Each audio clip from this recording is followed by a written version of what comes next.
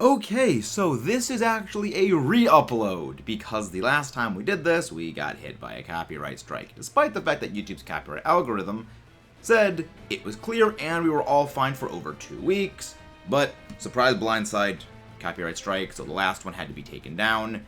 We will unfortunately not be going forward with including clips from the show. When showing things, we'll be going back to the screenshots, which kind of a bit of a double-edged sword, because on the one hand, it is a lot easier on me when it comes to editing. On the other hand, I think it is a bit of a worse visual experience. Let me know your thoughts below, and thank you guys very much, especially during this time, because we do have that 90-day copyright strike. We need all of you guys, especially all the support. If you guys see this video, leave a like, comment your thoughts below on it, and let us know what you'd like to see next time. Especially right now, and especially with the coverage and this time of year. We need you guys more than ever. Thank you. After much delay, we are finally back with the Attack on Titan Season 2 things. I am sorry how long this took. However, with the increased time allotted to this, we are able to up the production values, and we now have video clips for it. I know, much rejoicing.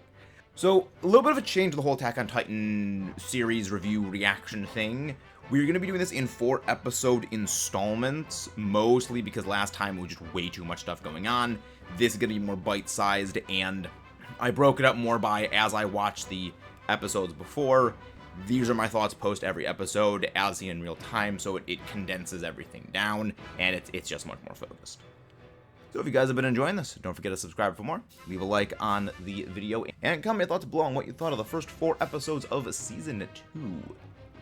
I actually like that little brief recap they did of Season 1. It really covers everything that they did in full in a really brief time span. Also, and writing actually pretty good to condense all of that into one thing. I actually like that they have the characters pick up on the Titan in the wall immediately, and it's not like, oh, nobody noticed it for a while, because the impression of the last episode of the first season kind of gave off that no one really noticed it. And I already don't like this culty guy. I don't trust him. Never trust anyone in a cult. But he is hiding things. New opening. I think this is the 3rd OP, and so far I really love this one. So far this is actually my favorite of the openings. But I see a T-Rex in this opening. I also see a Parasaurolophus. For those who don't know, I love dinosaurs. But I see dinos. Does that mean we get Dino Titans? Please tell me we get a T-Rex Titan, because that would be dope. That would be peak. I mean, there's a lot of other animals that are on the Titan and like the thing for that thing running alongside the other thing, but please tell me that's the thing. So culty guy knew that there were Titans inside of the walls the entire time, along with implicitly like the other rest of the cult people do. I have several questions. How many people know about this? Also, why the frick are there Titans in the walls and Titans trying to kill all of them? I love how Zoe just has absolutely zero BS to deal with from the culty guy. Like, she's literally just dangling the guy over the edge of the cliff and is like, no, you're gonna tell me or I'm gonna drop you. Just top tier intimidation tactics. So, with the Titans breaching wall rows, how? They needed the Colossal Titan to break through it before.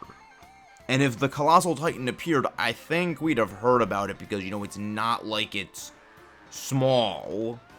So not quite sure that is a thing yet.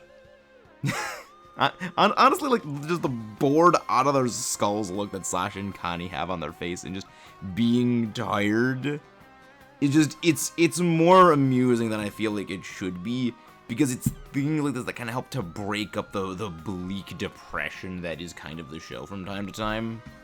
You know, Rhina actually, I mean, it could be something I forgot about, but like, Rhina does bring up a very good point. Why is everybody sequestered there and all the frick are the guards just armed to the teeth? I mean, I guess I gotta miss something over the watch, but it's a good point. Connie wanting to go visit his home, which is in the same direction as where the Titans came from. Southwest. Very bad feeling about this. I know how this trope goes. So all of these Titans, it looks like they're all abnormals, especially the way that they're walking, and a lot of them look pretty just odd and like a little bit deformed. Well, I mean, all the Titans look a little bit deformed naturally, but like these especially so. I'll be honest, I don't even know how far into the episode we are, and I already just completely forgot Aaron's kind of the main character and that he was in a bit of a coma. Yeah, he's not really that memorable, honestly, all things considered. I think it's actually a pretty good idea that all the characters have different individual reactions to the news, or rather the idea that the Titans broke down the wall. You know, Armin is just freaking out as always. Rhina is... He's in a bit of disbelief. And Levi just... He overall seems mildly annoyed by everything. Which is par for the course for them. Okay, what the actual frick is wrong with this, like, super deformed Titan? Overly disproportionately sized head in mega giga schnoz. Buddy really should have just ended that thing hook, line, and sinker, if only because it's ugly as heck. Since when did Sasquatch get here? Okay, so Monkey Man Titan guy is real, which begs the question, where is my T-Rex Titan? Oh, Monkey Man grabbed the horse, so this one's another one of those smart Titans. Also, this is probably gonna sound really, really horrible to say, but honestly, it wasn't as horrific seeing the horse get grabbed and thrown. My simple reaction was this, when just the horse got chucked into the side of the building at the guy. That's one heck of a pitch. That was just the only thing I was able to say after that. And I don't know why, but like my brother was starting to laugh and had to mute himself on the Discord call. Boo! This is why you don't show mercy to things. Schnoz Titan got the guy when he should have just game ended it and everything would have been fine. No mercy, buddy. So, Sasquatch can, like, control the Titans. Like, he literally said wait to the other one and then deformed one stops. Also, guy's got, like, a pretty good voice, you know, for as... I mean, I guess, like, as brutish and, you know, wild man as it looks, you know, well, Sasquatch look, his voice is oddly dignified, which, I mean, I guess that's kind of like the point, you know, juxtaposition of things like that. Starting to ask about the ODM gear. That's unsettling and actually kind of floored me. So, we know now that there's a lot more of these, like, special smart Titans, each with their own, like, abilities. We have the Armor Titan, we have the Colossal, which obviously, you know, the armor and big size. Whatever the frig Aaron is. Female Titan, which, well, Annie, I guess. And now Monkey Man. So, are there gonna be more of these? I mean, this guy can, like, seemingly command other Titans. So, I guess... I mean, I think more, too. But... interesting. I'm liking this. Yeah, the more time passes, the more I'm sure that the wall hasn't been breached.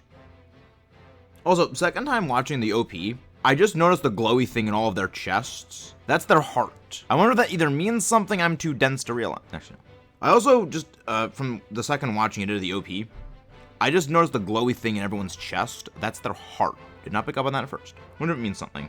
So Armin and Aaron are talking about the wall breach, which again, still not sure that's actually a thing. Armin mentioned that they broke a gate, not the wall proper. So what's the difference between like the gates and the walls proper? Like the gates weaker? Since we know like the walls proper, there's the Titans, but in the gates, like, oh, they're just like brick.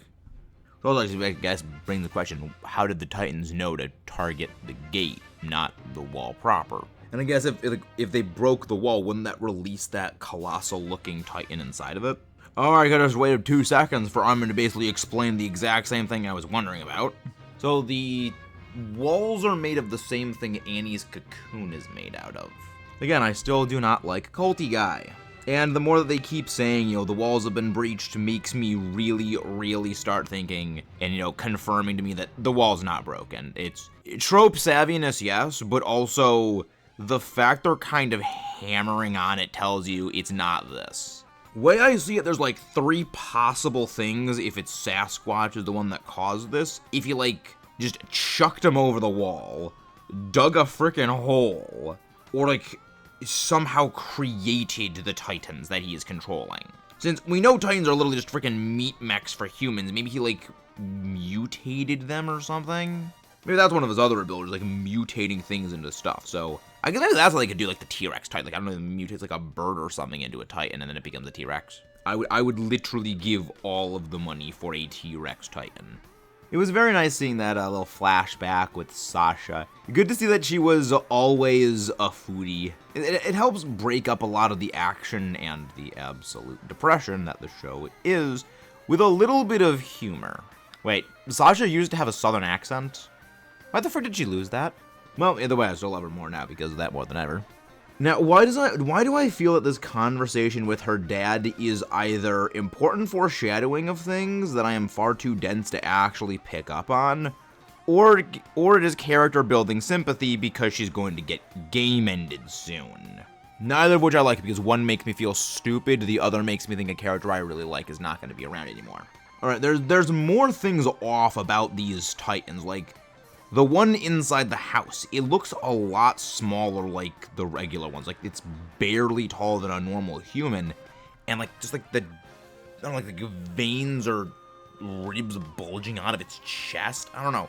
Just, they look weird. Also, freaking holy based Sasha. Going mano a mano with an axe against a Titan. It was weirdly comedic, but also, like, dark. Because, like, the axe flew out of her hand and got stuck in the wall.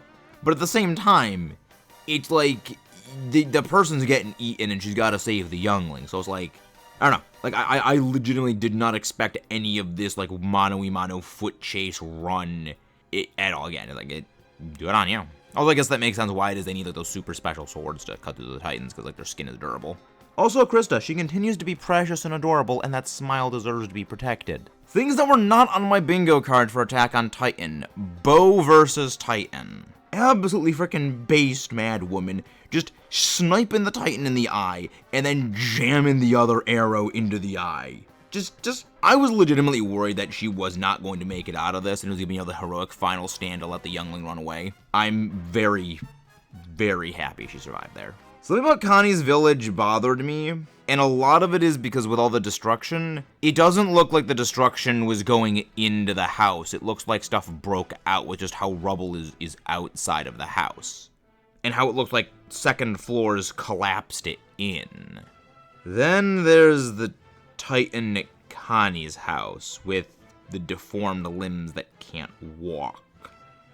And is upside down, like it was laying down.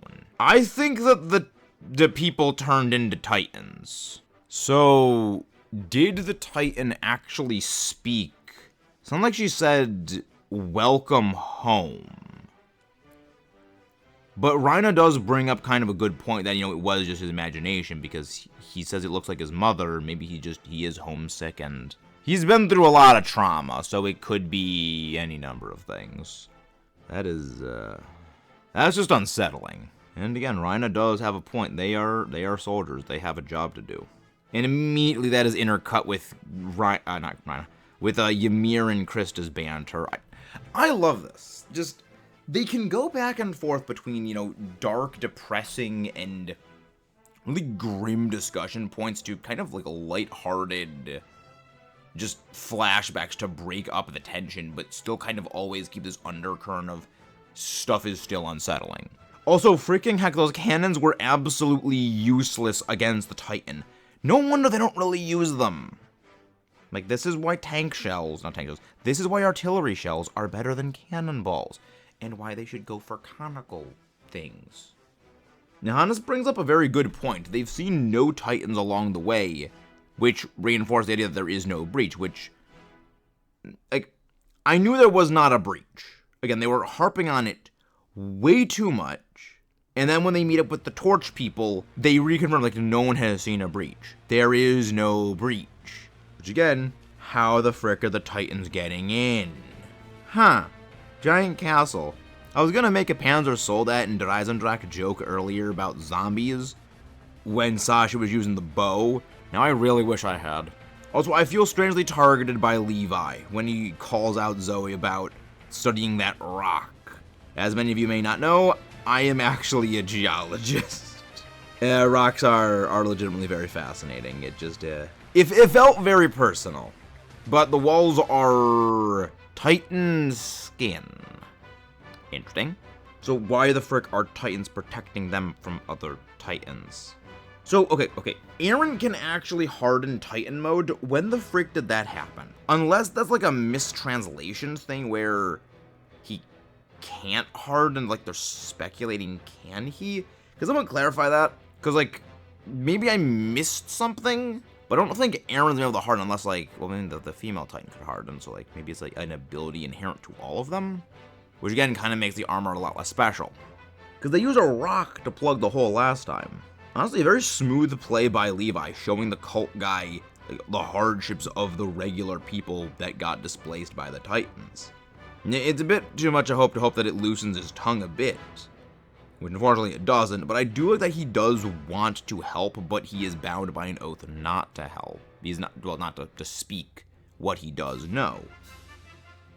But that means the question, who is the person that they said? And again, Sasha being over dramatic in presenting things, it really lightens up the mood when you really need it. So wait, the person was Krista? Oh, she's the one mentioned? Adorable one. Okay, so these Titans are already not normal because they're able, like, before that we already know they weren't normal because of the way they moved. Now they're moving at night, so these ones are turbo not normal. Why the frick did Ymir look crazed as heck when she was talking to Rhina? What is she hiding? Sasquatch is climbing up the wall.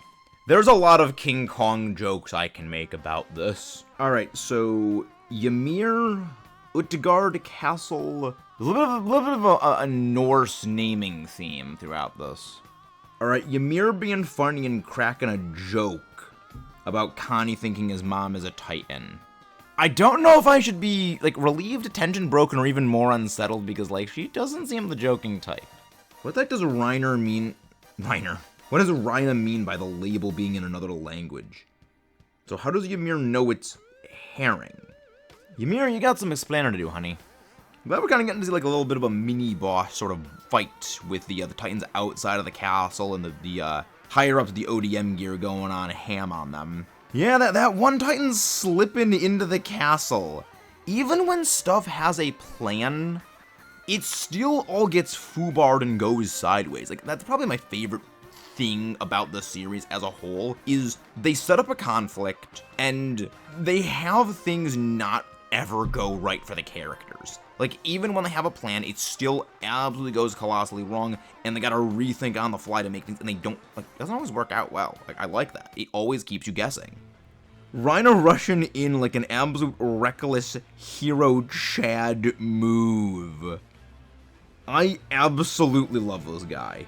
Just, he freaking holds back a door with a Titan trying to break it down. Friggin' heck, man. Well, I mean, I guess he lost a friend to a Titan. So, I mean, I guess he'd rather not lose another friend and be the one to die rather than, again, witness another friend get munched. And then there's Bertold for the top spear assist. Like, the fact that they can swing from this, like, grim, depressing thing into absolute over-the-top absurdity is amazing. And they just freaking drop a cannon onto it. What the heck even is this show? This dude is a freaking tank. Rhina gets his arm chomped on, picks up, lifts, and like throws a Titan. How the heck does he do this? I'm doing the Connie shove. Like, somebody get this freaking dude a medal. And then just Ymir with the flying jump kick out the window. Christy is an absolute sweetie. I remember Rhina earlier on in the series like mentioned something about wanting to be his her to be his wife in the future. I could see that happening, hoping it goes somewhere. Like, man even respectfully averts his eyes after she tears off part of her dress to make a band in a splint for him. And then Ymir getting a little bit jealous about wanting Krista to give her a little bit of attention. Like, at a first glance, I truly expected this episode to basically just be the ODM gear user just hacking and slashing all the Titans. And it's not. It's really more of a character-driven episode of the smaller conflict inside the castle, and the outside castle fight is just kind of a backdrop. Any other series probably would have made it just Titan hack and slash spectacle. Why the frick is it raining rocks now? Ew, Sasquatch.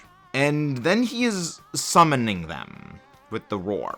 He's literally just creating COD Zombies Der Eisendrache moment right here, because like the Panzer does have like the rallying call siren. This episode has just been absolutely incredible whiplash back and forth emotionally.